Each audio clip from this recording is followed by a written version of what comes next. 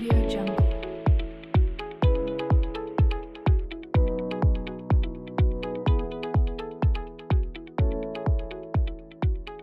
Audio Jungle. Sí, muy buenas noches, queridos compañeros y colegas y estudiantes, todos nosotros, de fenómenos sumamente importantes, como es el gran proceso de la formación del sistema nervioso.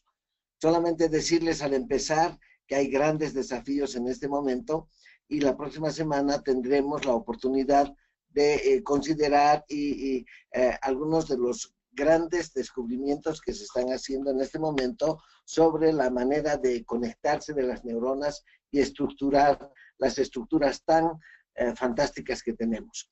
En este primer cuadro vemos que hay que recordar un poquito los hechos básicos sobre el desarrollo del cerebro.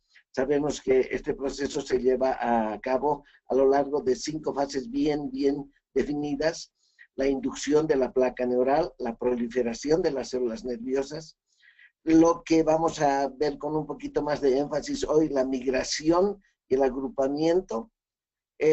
También vamos a ver cómo las neuronas empiezan a conectarse a través del crecimiento de los axones, la formación de sinapsis, ¿no? La sinaptogénesis que se llama, y el proceso de mielinización.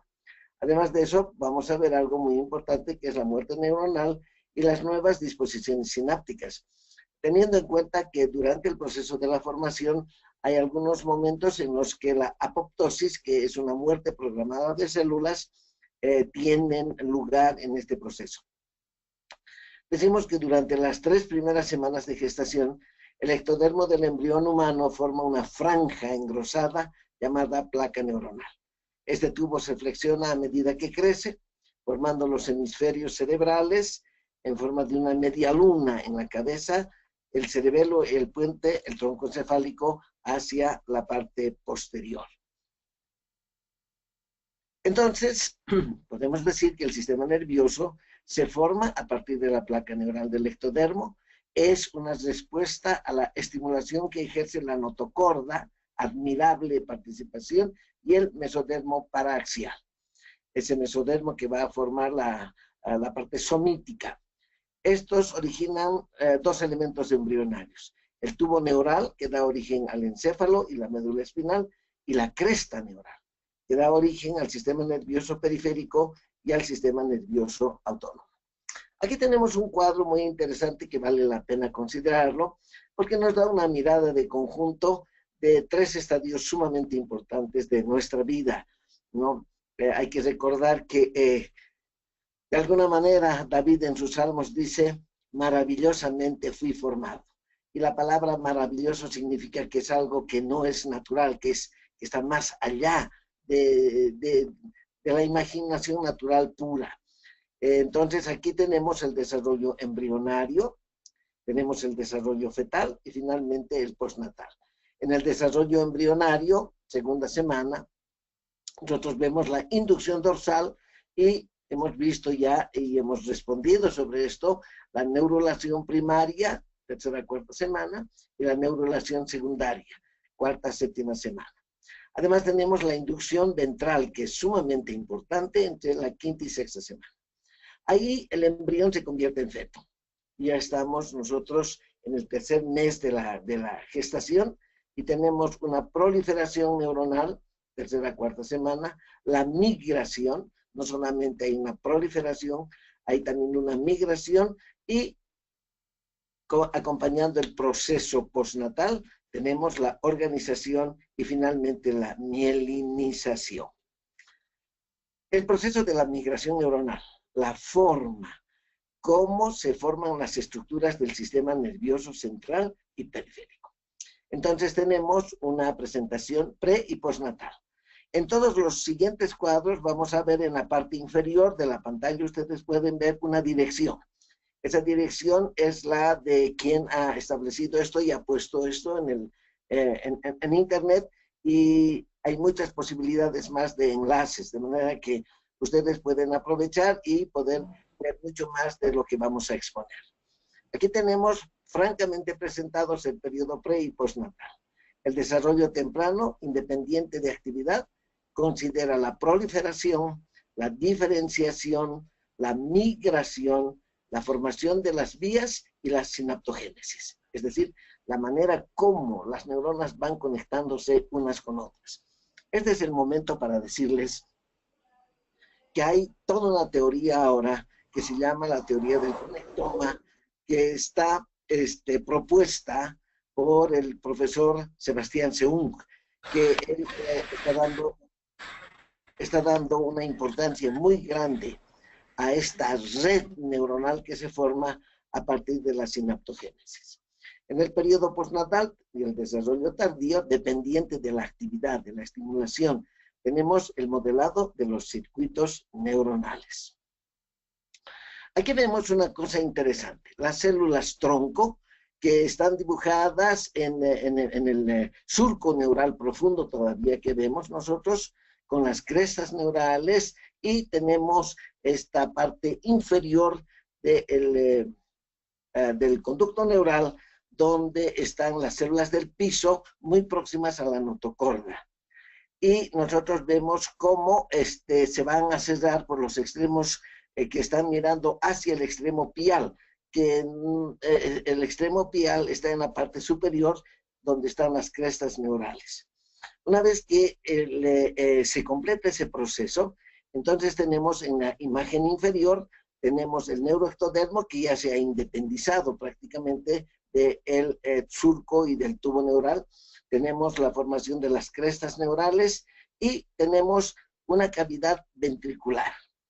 Esa cavidad ventricular es donde que se llama la placa del suelo. Entonces tenemos, por una parte, las células del tronco, tenemos la placa del suelo y tenemos la cresta neural. La cresta neural que va a dar lugar a gran parte del sistema nervioso periférico y el resto va a dar lugar al sistema nervioso central. Aquí vamos a tratar de la inducción neural. Y es una cosa interesante porque desde el primer momento hemos visto que hay un grupo bastante grande de genes que tienen una información específica y que se manifiesta en demarcadores químicos. Hay que tener en cuenta siempre que una sustancia química, para volverse una sustancia señalizadora, tiene que tener un complemento por parte de la célula diana, que son los receptores de esas sustancias químicas. Una sustancia química, un ligando, como se llama, o una molécula inductora, siempre tiene que tener un receptor en la... Y las células neurales en esta época tienen gran cantidad de receptores para muchas sustancias que son las que van a conducir el sistema. Nosotros tenemos la intervención de la noguina, la cordina, dependientes de la notocorda. Además de eso, nosotros tenemos la presencia del factor de crecimiento fibroblástico y tenemos un grupo importante de las proteínas morfogenéticas óseas que intervienen mucho porque inhiben la formación del hueso y ayudan a inducir a la diferenciación de estas células del tubo neural en células nerviosas. Una cosa muy importante es que uno tiene que tener una mínima capacidad de entender cómo está conformada la célula. Dentro de la célula tenemos un elemento que es esquelético muy interesante. Está formado por las fibras de actina. La célula sintetiza esto de manera de monómeros, la G-actina. Esos monómeros se vuelven polímeros, que son la F-actina, que están distribuidos en la célula no inducida. Están distribuidos de una manera un tanto aleatoria. De la misma manera, hay un lugar especial en el citoplasma celular que es el centrosoma. Y a partir del centrosoma se van formando una serie enorme de microtúbulos que tienen gran importancia en esto que nosotros vamos a ver en este momento. Resulta que las células que eran células casi cúbicas, las células del neuroectodermo primitivo, empiezan a tener una forma alargada, por una parte. Esa forma alargada la adquieren gracias a estos inductores químicos, porque la actina, que estaba en forma globular, se vuelve en realidad un polímero lineal y se van acumulando en la parte superior de la célula, en la parte que mira hacia el extremo del ectodermo dorsal, o sea, opuesta a la notocorda. Y por otra parte, nosotros tenemos que los microtúbulos se alinean también de acuerdo a este nuevo eje longitudinal que ha habido. Ese principio permite que las células después se vuelvan casi piramidales y es el motivo por el cual el surco neural se va estrechando, porque es por asociación de estas células que ahora se han vuelto medio piramidales, las que van a ir cerrando, como se dice, a manera de una jareta, como si estuviéramos cerrando los extremos de un saquito, estos portamonedas, por ejemplo. Entonces, este es un proceso muy importante porque es el paso previo a que las neuronas vayan siendo asignadas a ciertos lugares. Nosotros tenemos ahí una pequeña lista de las moléculas inductoras que están producidas por tejidos embrionarios, la notocorda, la placa del suelo, que esta es la que está inmediatamente por encima de la notocorda, el neuroectodermo propiamente dicho y los somitos. Provocan cambios en la forma, en la motilidad y modulan la expresión genética, es decir, sirven para que los genes puedan expresarse. Tenemos el ácido retinoico, tenemos el factor de crecimiento, tenemos este grupo grande de las morfogenéticas óseas, tenemos un elemento muy importante, el Sonic Hedgehog, que es el SH, y el BMT. La diferenciación de neuronas y de las células gliales. Todas las células que se han formado del neuroectodermo, tal como ya hemos visto hasta este momento, generan tipos, estirpes celulares. Las neuronas tienen que ser diferenciadas a través de estos inductores químicos para convertirse en neuronas, lo que significa un reordenamiento citoplasmático de sus componentes. Entonces van a dar lugar a las neuronas que se van a caracterizar porque van a tener prolongaciones citoplasmáticas polarizadas. Por otra parte, tenemos las células de sostén, entre las cuales nosotros vamos a ver que hay dos, que son los oligodendrocitos y son los astrocitos, que juegan un papel sumamente importante en los días que vamos a ver. En la parte superior de esta presentación tenemos el ciclo de división celular. Me imagino que ustedes lo han identificado. En el ciclo nosotros tenemos el ciclo de mitosis, luego tenemos la fase G1, que es una fase de crecimiento, de ganancia de masa citoplasmática. Tenemos una siguiente fase que es la fase de duplicación del material genético. Y tenemos la fase 2, que es como una preparación biológica para la siguiente fase, que es la mitosis. Ustedes pueden ver que donde dice mitosis, en los gráficos que están en la parte de arriba, hay unas flechitas. Una de ellas continúa el ciclo, o sea que ese ciclo se repite una y otra vez. Pero vemos que hay una flecha que sale de ese círculo, es cuando la célula, en razón de su diferenciación, abandona el ciclo mitótico. Entonces, eso es lo que hacen las neuronas cuando han completado totalmente su formación, entonces abandonan el ciclo mitótico y por eso es que las neuronas no entran más en el ciclo de división celular. Aquí nosotros vemos algunas características estructurales generales de esta pared, de la pared que se ha formado en el tubo neural. En esta pared nosotros podemos ver en la fase G1 que los núcleos están cerca de la superficie ventricular, es decir, en el fondo, en la parte más baja de la pared que estamos considerando. En la fase S, que es una fase de síntesis, nosotros vemos que los núcleos y el citoplasma se acercan por migración, hay una flechita que está indicando, hacia la superficie pial.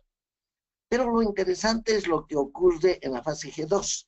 En esta fase G2, que es una fase aparentemente de casi un cuasi reposo premitótico, vemos que estas células que han migrado Algunas de nueva cuenta vuelven hacia el extremo ventricular, pierden su desarrollo, pierden el desarrollo que tienen con la parte superior, sus conexiones, y entran en división. Por lo tanto, en la fase mitótica, estas células van a duplicar, van a aumentar la cantidad de células. Miren, dice que se generan aproximadamente 250.000 neuronas por minuto en el periodo de máxima proliferación. Eso es una actividad realmente inmensa. Si consideramos que tenemos miles de neuronas en potencia, 250.000 neuronas por minuto nos dan una idea de que realmente podemos tener, al finalizar el proceso, 100.000 millones de neuronas. Prácticamente todas las neuronas del encéfalo se forman durante el desarrollo prenatal. Las células precursoras siempre están en la zona ventricular, en la zona profunda, que vendría a ser como la capa basal. La migración neuronal.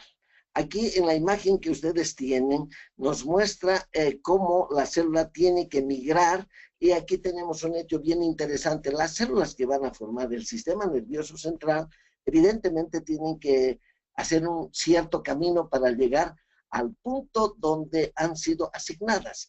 ¿Quién ha asignado eso? Genes y sustancias guiadoras morfogenéticas. Y por otra parte, nosotros tenemos las células de la cresta neural, que sí van a tener una trayectoria tremendamente larga y que van a estar en ambientes realmente extraños, embrionarios. La migración es un proceso fundamental en el desarrollo del sistema nervioso. Ocurre a todo lo largo del tubo neural y también en las crestas neurales. Las células postmitóticas inmaduras tienen que emigrar desde su lugar de producción, la capa profunda ventricular, a la zona a las que han sido destinadas de manera definitiva. Cuando llegan a su destino es recién cuando empieza la fase de establecer contacto con otras neuronas, y ese contacto también es dirigido y manejado por una enorme serie de sustancias que van definiendo con qué células, en qué tipo de trayecto concreto tienen que unirse unas células con otras. Mediante la migración, las neuronas se sitúan en posiciones espaciales específicas para que puedan interaccionar adecuadamente con las otras neuronas y formar esa admirable red neuronal que no es estática, es dinámica. Las investigaciones actuales dicen que hay una serie de circunstancias en las cuales de alguna manera se modifican de nueva cuenta algunas de las estructuraciones primarias con las que tenemos. Quiero decir, cuando aprendemos un idioma, cuando adquirimos una nueva habilidad, hay algunas tareas específicas que son altamente motivadoras, como es aprender nuevos códigos, aprender a leer música y tocar un instrumento, es aprender otro idioma. Son actividades que obligan, por decir así, a las neuronas a establecer nuevas asociaciones interneuronales. La posición final de una neurona postmitótica es especialmente crítica, ya que la función neural depende de las conexiones precisas hechas por las neuronas y sus dianas. La patología es la que ha definido en parte este tipo de aseveraciones. Se han podido ver una serie de fallos en esta parte que se han traducido siempre en falencias en el desarrollo psicomotriz. Tras la mitosis final en la zona ventricular, los neuroblastos, que así se llaman las células primitivas, emigran a distancias bastante largas, porque además de eso, en la formación de las vesículas secundarias y la modificación y crecimiento desigual, asimétrico, de las vesículas secundarias para conformar, por ejemplo, el telencéfalo, los hemisferios cerebrales, en contraposición, por ejemplo, con el mesencéfalo, que prácticamente no realiza ningún tipo de traslocación o división, sino que permanece donde está. Y por otra parte podemos ver el otro extremo, cuando el mielencéfalo se va a convertir en el tallo cerebral y las células tienen que organizarse de una manera totalmente diferente, formando columnas celulares y núcleos de algunos pares craneales. Para las neuronas del sistema nervioso central, podríamos decirles que el camino es relativamente fácil. Lo admirable es cuando estamos hablando de las neuronas que de la cresta neural, que van a formar el sistema nervioso periférico y que tienen destinos realmente admirables. Por ejemplo, cómo estas células van a ir a parar al centro de una glándula, que es la glándula suprarrenal, van a ser dentro de una estructura, se van a esconder, por decir así, estas neuronas convertidas en células cromafines y que van a dominar gran parte del sistema nervioso autónomo. También tenemos otros tipos de neuronas admirables, esas que migran a los ganglios pre- y paravertebrales y que van a conformar por una parte el simpático y el parasimpático, que van a tener funciones motoras, pero totalmente diferentes a aquellas neuronas que, siendo también motoras, van a estar en la parte encefálica, en el área 4 de Brodmann, con la motilidad corporal. Entonces, como vemos, es un milagro tras otro el que ocurre. Esta es una lámina, la que estamos viendo en este momento, de suma importancia, porque el gráfico nos está mostrando los dos tipos de migración que ocurre. Nosotros estamos viendo la migración radial y estamos viendo la tangencial con las flechitas rojas. Es una cosa admirable cómo las neuronas van a ir a los lugares que se destinan literalmente a través de pequeñas carreteras, que son las prolongaciones de estas neuronas de interacción, que son los oligodendrocitos, que van a formar cadenas especiales que conducen literalmente de la mano a las neuronas hasta sus lugares de ubicación. En muchas regiones del sistema nervioso, la corteza cerebral, el cerebelo, la médula espinal, las neuronas son guiadas a su destino, asociadas a un tipo especial de célula glial. Las células gliales son células de sostén y tienen varias funciones asociadas a ese concepto de sostén. Es un sostén mecánico, es un sostén metabólico y también tiene implicaciones de defensa de las estructuras. Nosotros siempre manejamos un criterio muy importante que quiero poner desde relieve en este momento. Para que todo vaya marchando bien, se tienen que establecer siempre bien dos criterios. Uno es la integridad. Las estructuras tienen que estar íntegras y completas. Las neuronas tienen que estar ocupando el lugar preciso y hacer las conexiones precisas para que funcionen. Eso es lo que se llama la integridad. Y el otro es la conectividad. Esas dos son la plataforma sobre la cual el sistema nervioso va a funcionar. Que todas las estructuras estén completas y que todas las estructuras estén correctamente establecidas. No podemos dejar de admirarnos con ese criterio, teniendo en cuenta que hay algunos aparatos que nosotros conocemos y que los llamamos más o menos sofisticados, que tienen un cierto número de conexiones. Pero como vamos a ver en un video la próxima semana, conectar 100.000 millones de neuronas y formar 1.000 millones o mucho más todavía por centímetro cuadrado de masa encefálica de estas asociaciones nos puede dar la idea de lo que estoy diciendo con respecto a la conectividad específica, exacta de las neuronas. Entonces, nosotros tenemos por una parte que la migración radial está llevando hacia las cortezas, generalmente a estas neuronas que tienen que ocupar un lugar preciso. El otro tipo de migración no está asociado con estas prolongaciones gliales y se denomina la migración tangencial. Ya vamos a ver que estas células tangenciales son sumamente importantes porque establecen ciertas conexiones planares, es decir, son un poquito las limitantes de lo que se llama la organización jerárquica del sistema nervioso. En la corteza cerebral se dan los dos modos de migración. Las neuronas de proyección y las interneuronas siguen distintos patrones de migración. Las neuronas de proyección están siempre ligadas a la migración radial y las interneuronas, las comunicadoras por niveles de actividad, siguen el patrón tangencial. Las neuronas corticales de proyección tienen una cosa interesante porque se llaman glutamatérgicas, porque es el glutamato, uno de los indicadores químicos más importantes que tiene.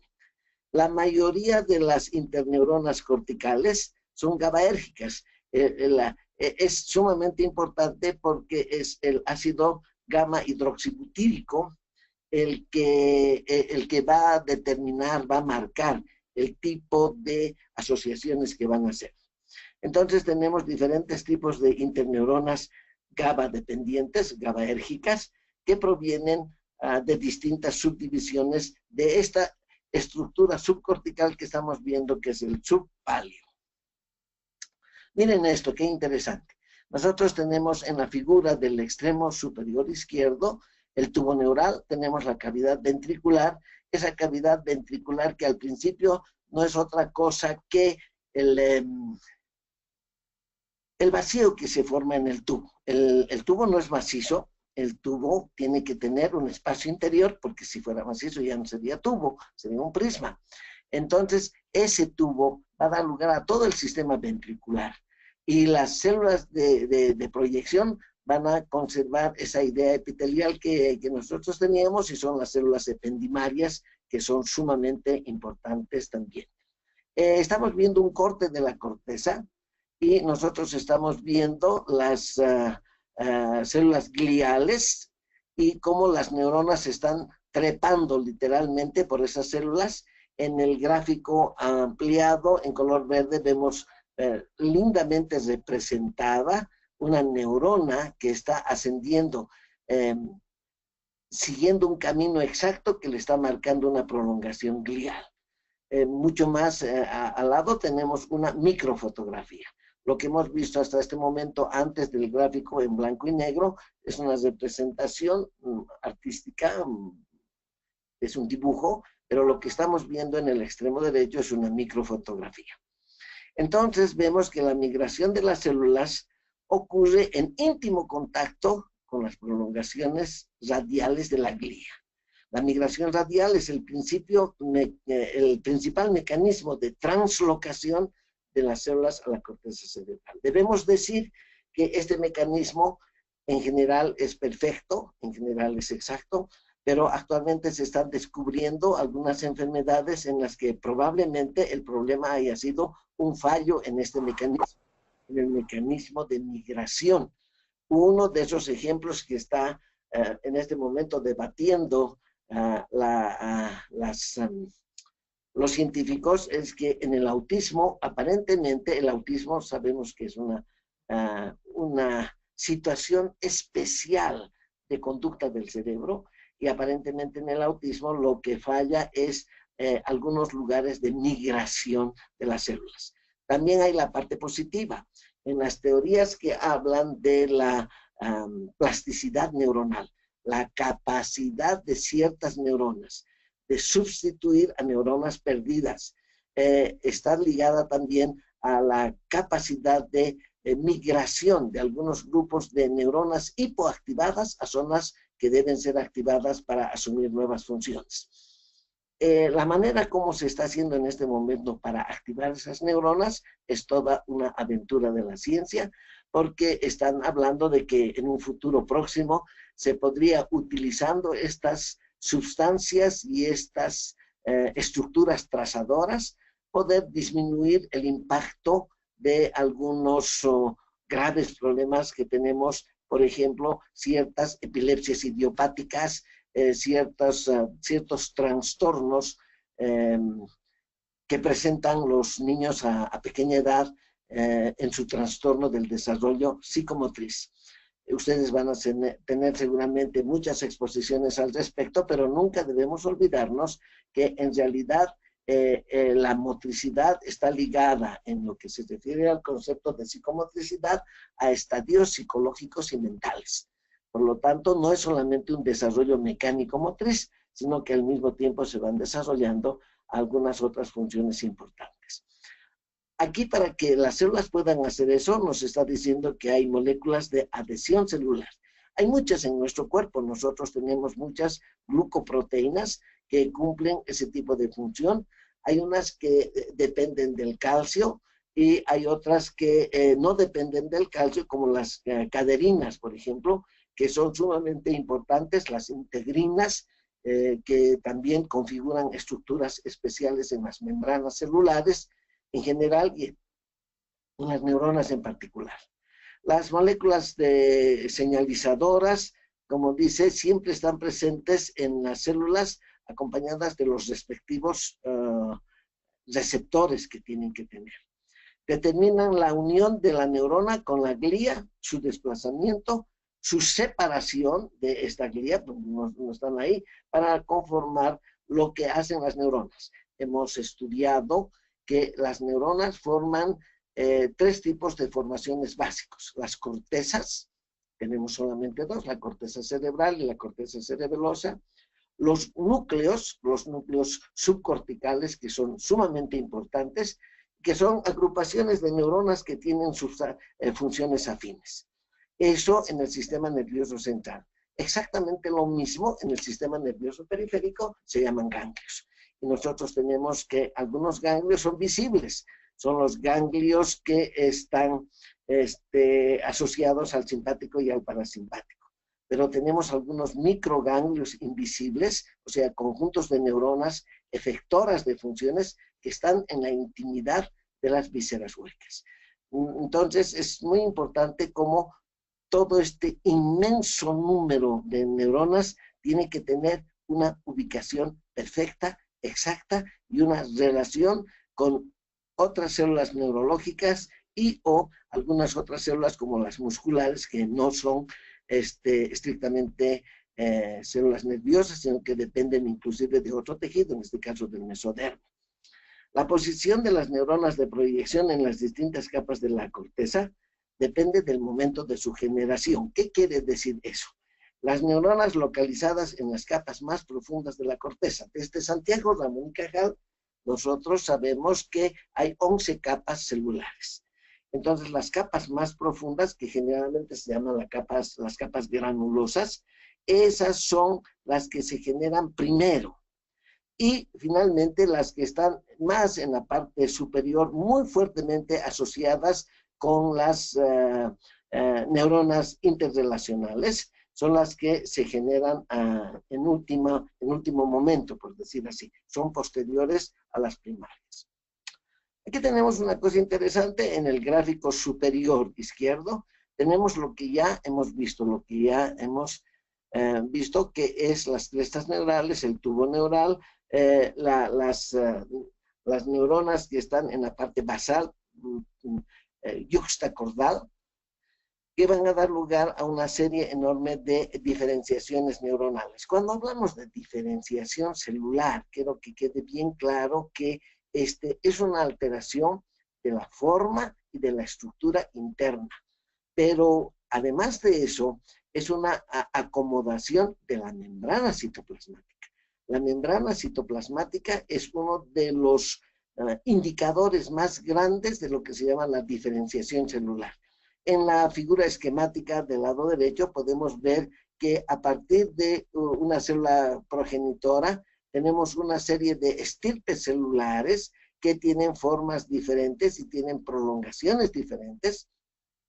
Hay una que es la de las que les hablé, la que a través de ciertos glucocorticoides van a ir a formar las células cromafines de la médula suprarrenal. Yo quiero decirles lo importante que es ese reordenamiento, a eso se llama diferenciación celular, al reordenamiento citoplasmático en relación a una función. Por eso quise ofrecerles cuáles son las funciones básicas, las funciones generales de las células. No hay otras. Todas las células diferenciadas van a subrayar, van a llevar a su mejor expresión alguna de esas funciones generales de las células. Y para poder expresar una de esas funciones, entonces van a hacer un reacomodamiento citoplasmático y la mayoría de las veces también una modificación de la membrana citoplasmática.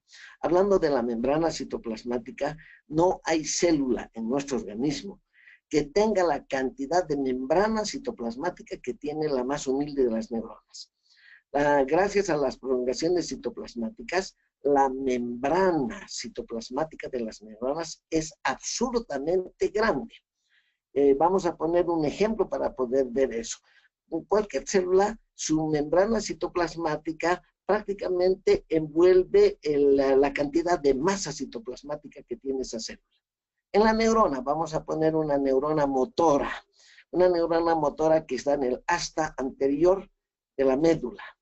Va a salir por la raíz anterior y va a migrar a través de una serie de estructuras no nerviosas, entre las fascias, entre los músculos, distancias largas antes de encontrarse con el músculo diana. Entonces, vean ustedes, a veces esa distancia supera el metro.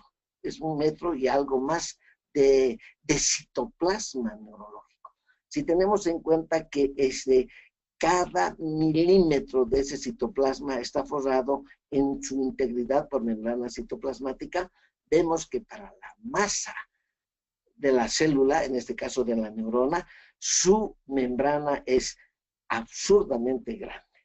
Entonces, aquí nos están diciendo que el establecimiento de cada precursor está dirigido por señales químicas, señales específicas que son desarrolladas por varios factores de desarrollo, por varios factores que, por decir así, animan a una célula a esas diferenciaciones de las que estamos hablando.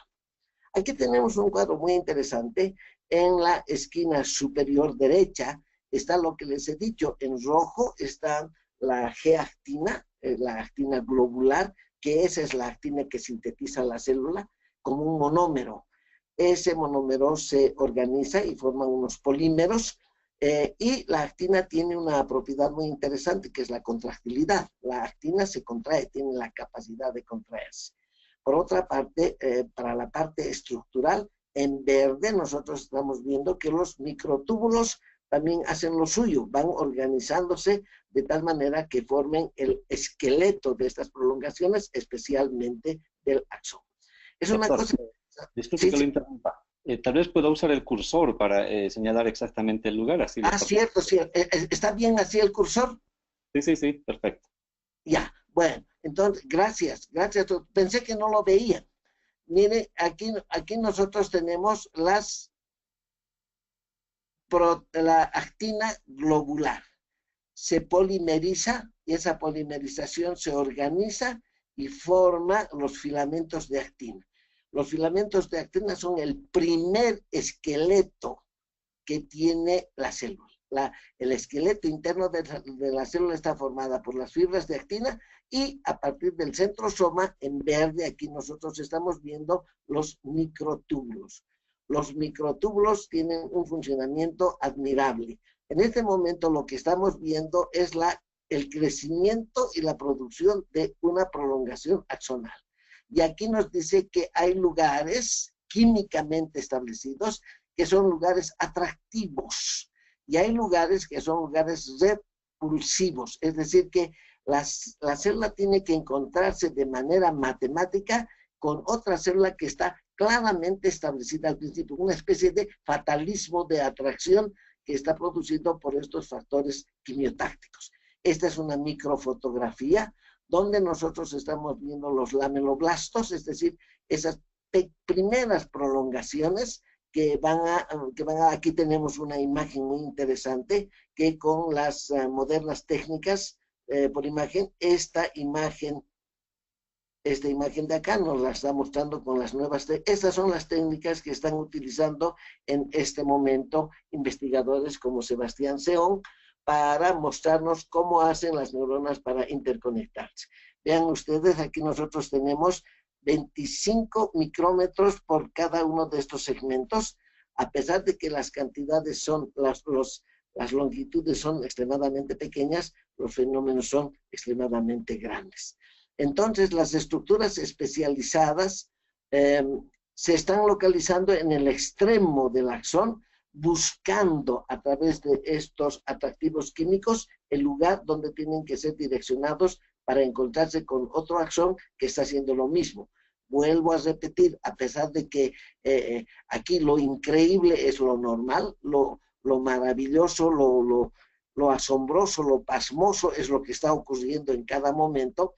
Cada neurona tiene que encontrarse estricta y específicamente con otra neurona que está predeterminada para poder establecer una cadena, una red que sea inteligente. Entonces, estas estructuras no son dinámicas, puesto que vemos dos flechas, a veces van y a veces vuelven un poquito hasta encontrar el camino exacto. Detectan y responden a señales que identifican caminos correctos. Prohíben los incorrectos. O sea que es un trabajo increíblemente profundo, donde el axón tiene que ir, por decir un poquito así, guiado por estas sustancias para que en ningún caso un axón vaya a llegar donde no tiene que llegar. Y entonces, una vez que ocurre eso, se facilita la relación sináptica adecuada. Bien, aquí tenemos algunas de las formas como estas células se van uniendo a través de moléculas en verde y en rojo. Nosotros estamos viendo las moléculas de adhesión. Por ejemplo, estamos viendo las moléculas de adhesión en verde, que son dependientes del calcio. Uno tendría que estudiar de nueva cuenta otra vez la fisiología para ver la importancia del ion de calcio. El ion de calcio determina una serie enorme de actividades en nuestro organismo que nosotros no podríamos imaginar. Por ejemplo, sabemos que el calcio forma una parte importante de la estructura del hueso, es lo que sería lo más atractivo. Sin embargo, nosotros movemos nuestros músculos casi exclusivamente gracias a la presencia del calcio. Cuando el calcio falta, entonces resulta que no se completa el ciclo de la contracción muscular. Y aquí vemos nosotros que hay moléculas de adhesión celular que están uniendo, miren, están uniendo una parte de una neurona con otros axones que se están uniendo a estructuras que están, aquí está el astrocito, la guía. La guía tiene que estar unida, aquí en verde, tiene que estar muy unida. Si es guía, entonces por eso yo les decía, los astrocitos llevan a las células de la mano, les llevan al lugar donde tienen que estar. Nosotros tenemos otras moléculas que no dependen del calcio, ¿no? Entonces, estas moléculas que son independientes del calcio son las caderinas, las efrinas, que actúan merced a otro tipo de principios, y aquí nosotros vemos que entonces tenemos otras sustancias como la laminina, la fibronectina, que están en esta parte periférica y que son la parte esquelética de este conglomerado, son los que sustentan físicamente. Son estructuras que están sujetas a la ley de la gravedad. Son estructuras que tienen peso molecular. Son estructuras que tienen que ser conducidas y sostenidas, porque no nos olvidemos que tanto en los astrocitos como en los axones, la masa es nada más y nada menos que citoplasma celular. Entonces, esas son las estructuras que van a ir guiando a las neuronas en su viaje hacia y desde. Porque hemos visto hace un momento que algunas neuronas vuelven del lugar donde estaban, pierden sus relaciones con el objeto únicamente de dividirse y aumentar la población neuronal. Finalmente, aquí llega la formación de la sinapsis. Miren, para que haya sinapsis, para que haya un punto de unión, que no es una unión estrecha, siempre se suele decir que las sinapsis son el punto de unión de las neuronas con otras neuronas o con otras estructuras como músculos y algunas glándulas. Pero vean ustedes una cosa, la sinapsis no es una unión física completa, siempre hay un espacio entre un extremo y el otro. Para que haya una sinapsis tiene que haber un reconocimiento de la célula diana apropiada. No se dan la manito así por así, tienen que estar bien reconocida qué célula se va a asociar con otra célula. La formación de la sinapsis está basada en afinidades diferenciales de los elementos presinápticos y postsinápticos. Presinápticos es de la célula que está avanzando, postsinápticos es de la célula diana, ¿no? Entonces ahí nosotros vamos a tener una serie enorme de elementos interesantes. Por ejemplo, una célula diana postsináptica siempre tiene que tener receptores, porque el objeto de la sinapsis es poder concretar las dos formas de expresión básicas que tiene una neurona. Genera potenciales eléctricos y los potenciales eléctricos viajan por la membrana citoplasmática hasta este punto presináptico. Ahí desarrollan una acción, no pasan a la siguiente célula porque hay un espacio infinitamente pequeño, pero espacio. Liberan la sustancia que sería el segundo lenguaje de la neurona, en este caso el neurotransmisor, y el neurotransmisor en el espacio postsináptico genera de nueva cuenta un nuevo potencial eléctrico. Y todo eso ocurre, mis queridos compañeros, en milésimas de segundo. Entonces, nosotros tenemos, por una parte, el reconocimiento de la célula diana, una interacción entre el axón y las células diana. Señales enviadas, cuando se ha establecido la unión correcta, recién hay una especie de prueba enviando señales por el axón a la diana. Es como una especie de test de que todo ha marchado perfectamente.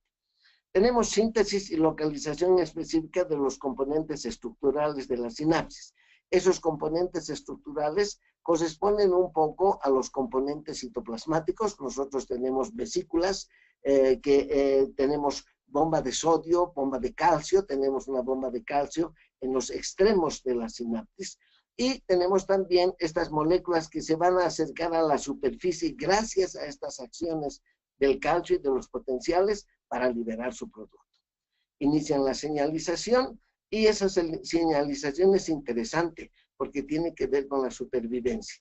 Una de las cosas más interesantes es que si una célula no se conecta con otras, va a morir.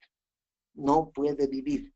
Una célula, para estar viva, necesita hacer este tipo de conexiones porque entre ellas las neuronas tienen una comunicación química que tiene que ver con los factores tróficos de la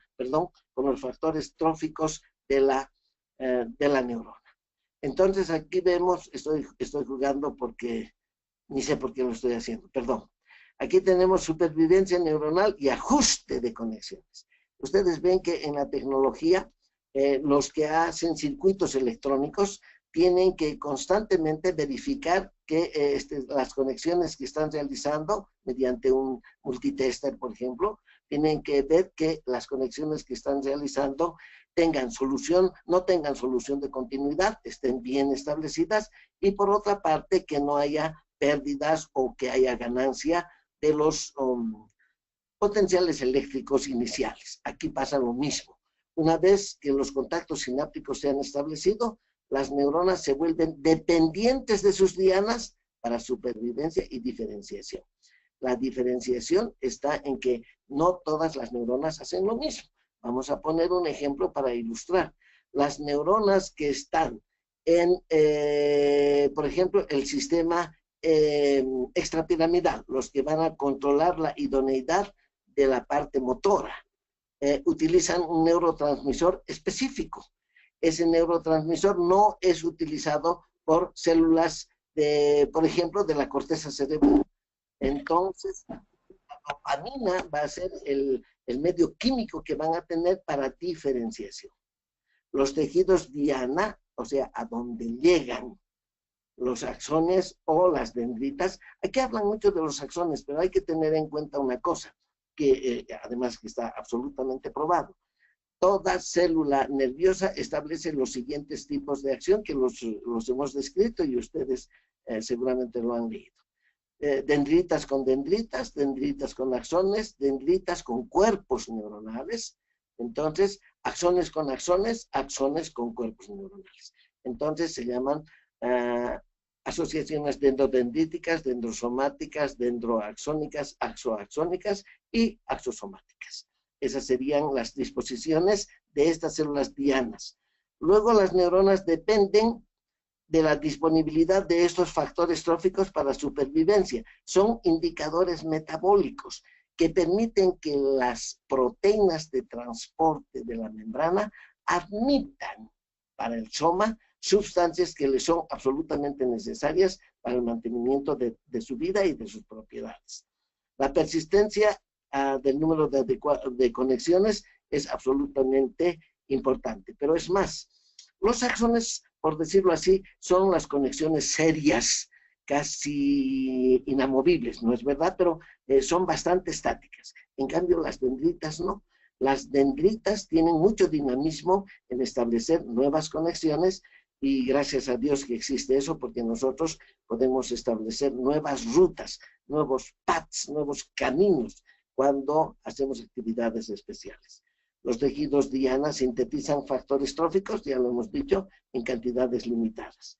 Todo el factor de limitación es bien importante porque una misma sustancia que va a favor de un trofismo, si esa sustancia está excesiva, puede ser deletérea, puede ser mala para la neurona.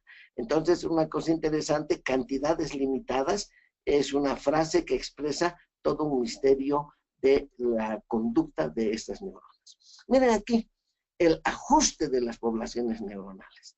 Evidentemente, nosotros, desde el momento de la neurulación primaria y secundaria, nosotros tenemos un pool de neuronas que es bastante más grande de lo que finalmente acabamos teniendo.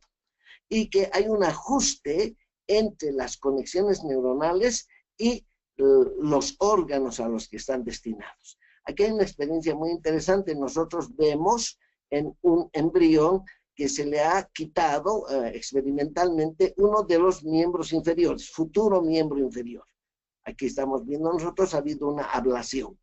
En el lado medular, aquí en el lado que está intacto, concepto de integridad, vemos que la cantidad de neuronas es totalmente diferente al lugar donde el miembro inferior fue cortado.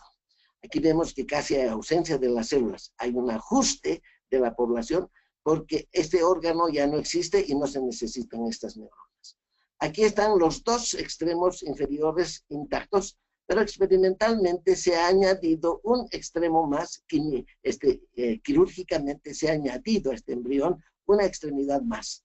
Y entonces nosotros vemos que por este ajuste poblacional, nosotros tenemos un incremento de la cantidad de neuronas, porque ahora estas neuronas tienen que manejar un órgano más que no estaba programado. En otro lado está normal. Esto es una cosa sumamente interesante y de utilidad muy práctica en la vida de los pacientes. Por una parte podemos ver que la médula espinal, esta es la médula espinal, no es uniforme, la médula es asimétrica. Tenemos en la región cervical y en la región lumbar, tenemos muchas más neuronas, en los cuernos anteriores especialmente, que son motores. Entonces tenemos que en la columna, en la médula torácica. Eso es porque en la médula cervical el abultamiento es bastante grande porque los miembros superiores del ser humano son muy activos y necesitan la activación de muchos músculos. Los miembros inferiores también son activos, pero no en la misma medida, en condiciones normales que él. Pero, ¿por qué no tenemos menos neuronas en el tórax? Intenten mover solamente la mitad del tórax izquierdo o la mitad del tórax derecho, no lo van a poder hacer, porque en realidad es una zona dinámicamente pobre en cuanto a movimientos. Aquí está explicado lo que hemos dicho. Entonces, el factor trófico, la cantidad de masa que tiene que ser intervenida, movida, estimulada, está determinando la cantidad de neuronas que van a ser asignadas a esa función. Aquí tenemos una cosa interesante. Los factores neurotróficos. Aquí siempre este es el ganglio de la raíz dorsal. Nosotros vemos siempre que hay un circuito de retroalimentación. Las neuronas mandan mensajes y el órgano diana a su vez manda mensajes a la médula espinal, a las neuronas. Miren, aquí nosotros vemos el músculo donde es muy fácil estudiar ese tipo de relación. La neurona hace llegar impulsos, pero por el mismo tiempo el músculo genera impulsos que modulan la actividad de la médula motora, ¿no? De la médula espinal en su área anterior. Pero tenemos otras cosas interesantes en el área de la sensibilidad. Aquí nosotros tenemos un folículo piloso. ¿Quién más, quién menos tiene un montón de pelos alrededor de todo su cuerpo? ¿Cómo es posible que cada pelito que nosotros tenemos tiene un nerviecito y tiene un pequeño músculo? Cada pelito de nuestro cuerpo tiene esta representación y esta representación es activa, no es un pelito así nomás.